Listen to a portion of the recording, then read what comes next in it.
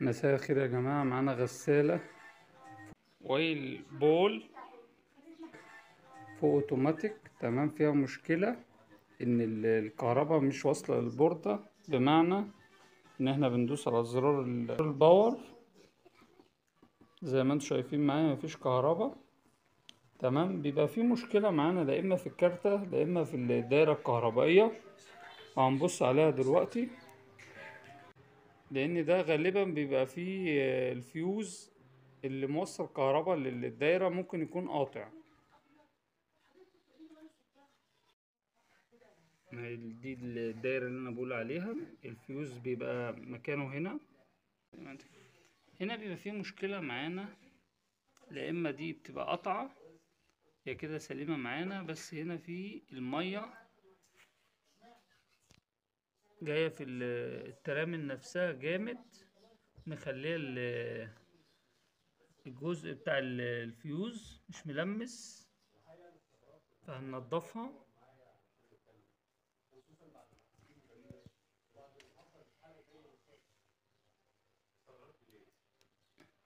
لأن لو المنسوب عالي بتاع المية ممكن يجي ينزل من الجنب فيعمل قفلة في الكهرباء، او البوردة تشتغل مرة والمرة التانية لا.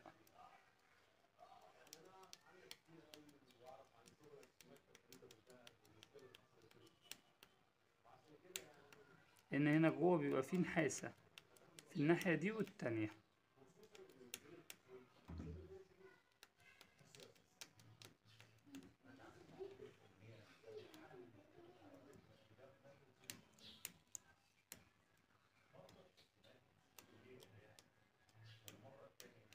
دي كده نتفت معانا.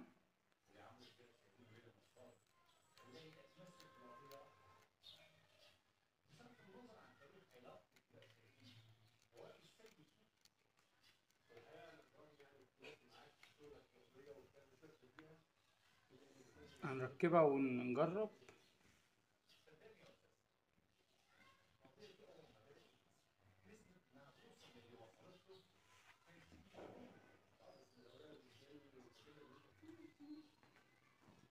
نجرب كده ندوس على زرار الباور.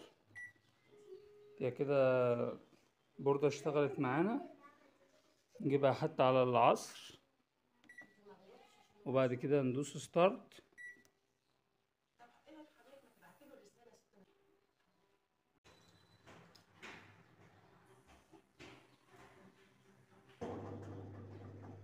هي كده المفروض الاول بتطرد معانا المية اللي موجودة في الحلة، وبعد كده بتلف معانا.